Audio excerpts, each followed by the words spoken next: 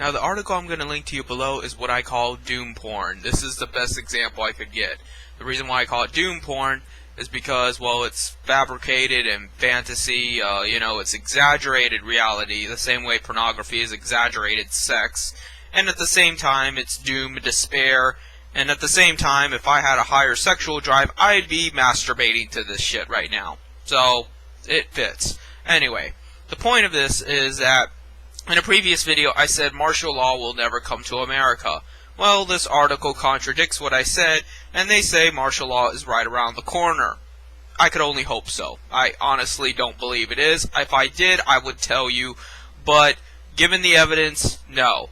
If there were martial law, it would be a privatized corporation declaring martial law. There would be more private security, more private militias, things like that. I'm not saying that it's impossible for you to live under an authoritarian regime where people have guns and tanks and things like that.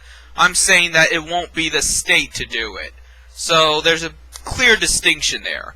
Anyway, the point of this article is that they are training military personnel to declare martial law and guard stadiums and things like that, and basically patrol in the streets and crap, which I find very unlikely given that a large portion of the military is all over the world.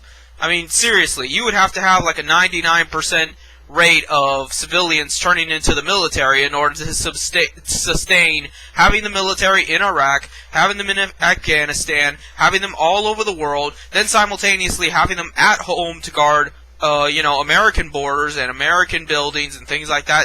That's just too many fucking people. So you're going to end up having more soldiers than you are civilians. And if that's the case, that's not really martial law. That's more like a military state.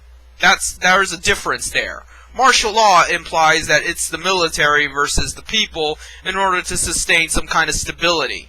Whereas a military state integrates the people into the military, becoming a superorganism in and of itself. So, which is it?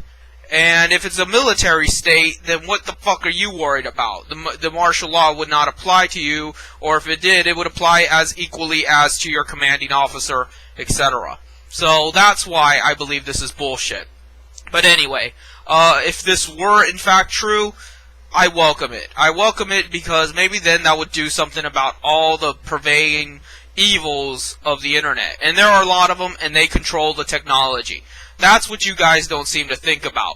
Every facet of modern technology is controlled by psychopaths. The black hatters are putting viruses and spyware and shit into your computer for profit. The white hatters are, always upselling you some stupid shit like JavaScript update. Microsoft has a new Internet Explorer. Blah, blah, blah. Shit you don't need. Shit that doesn't even work half the time. But they're so convinced that they're so brilliant and that you need this. And that they monopolize the institution so that you have no other choice in the matter. Either you update your shit or you don't get to use the internet. It's that simple. And then you got your fucking script kiddies just attacking random people because they're man-children. And they have nothing better to do than to harass people and belittle them and dox their information and shit like that. And they don't know what the fuck they're doing. They have no idea how deep this rabbit hole goes. But they use whatever computer knowledge they have to their advantage just to hurt other people. They're just monkeys with guns. That's essentially what the script kiddie is. And back in the 90s, we would have called them freaks with a P-H-R-E-A-K-S spell to it. But that lingo is long come and gone, so nowadays I just call them script kiddies. And that's just the tip of the iceberg. That still doesn't talk about the moderators and all that they do. Steve just gets more evil every day. Now he's racketeering in such a way where, oh, how convenient. All of a sudden the money that was donated to him, that $400 and some, magically disappeared. Fairy dust. It's gone. And so he says to just mail him your money because PayPal isn't working, which I believe. I believe PayPal is full of shit. I believe PayPal is run by corrupt individuals and things like that. But then, where the fuck did the money go? Either it's locked down and you can't get to it, or, you received it and then all of a sudden you're lying. So either which way, Steve got your money already, but now he wants you to turn around and give him more money. If he's got some kind of problem going on with PayPal, that's all on him. You gave him your money. Your job is done. But he doesn't seem to think so. He seems to think he can milk more out of you, and then he's going to turn around and fucking ban you and treat you like garbage anyway. Why the fuck should you give him anything? While I don't agree with what PayPal does, while I don't think PayPal is the good guy by any means, I sure as hell would not trust Steve in this situation. I sure as hell don't feel sorry for Steve. Fuck Steve. Fuck 4chan. Let that site crash down, crash and burn, and let him fucking stick a gun to his head and kill himself over it. Fuck Steve.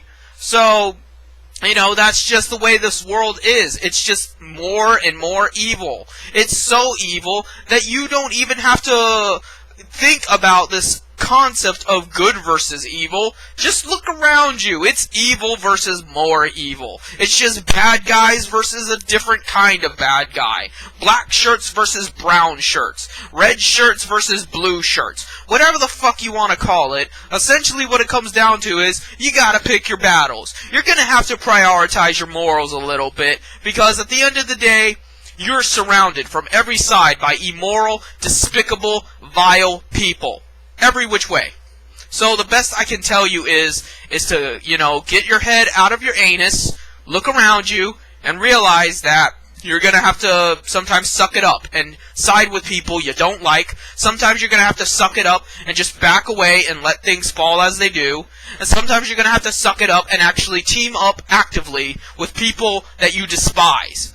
But far and wide, you have to admit, there is evil. There is capital E evil and small e evil, and that is what runs everything. It runs the factories, it runs your car, it runs fucking everything. Every facet of your life is just one aspect of an evil or another. Do you even understand what oil and coal and shit is? The thing that runs your car, the thing that runs factories, the thing that runs trains and stuff, that comes from the 18th century, mind you, but we're still using coal and oil primarily in 2012.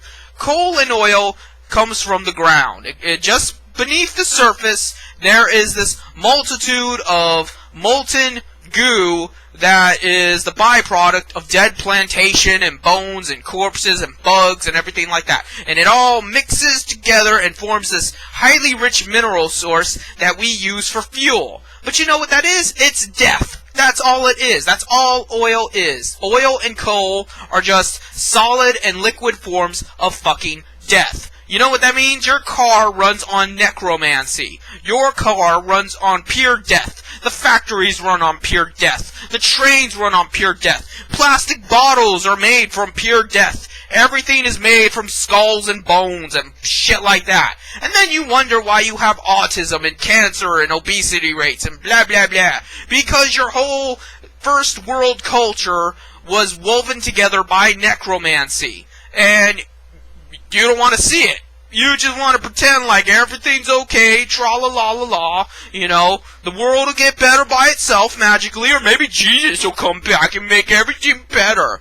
No, there is no Santa Claus, there is no rapture, there is none of this. There is simply going to be one evil is going to prevail over another. I don't know which one that is.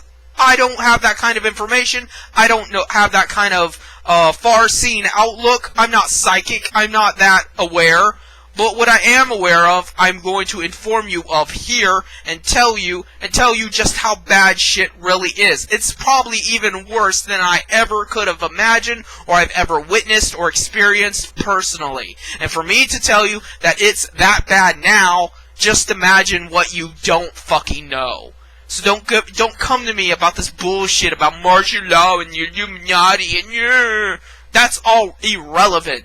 That is all empty banter. What Alex Jones and David Icke are feeding you are just sophisticated kind of doom porn that they make a lot of fucking money off of and manipulate you and keep you captivated. And then they're evil too. They're part of the problem. They are a special kind of villain. What are you going to do about them? Are you going to continue to feed them? Are you going to continue to fund them? To be enthralled by whatever the fuck they have to say?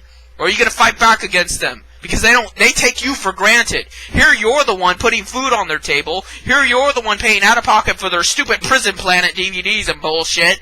But meanwhile, they treat you like shit. They treat you like you're a part of the problem. Either you're asleep in a blue pillar, or they ban you from their forums, call you an agent provocateur or a troll or some other shit.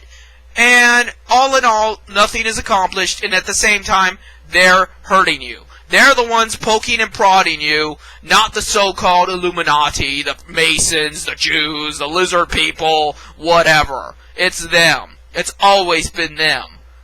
Think about this shit. Seriously.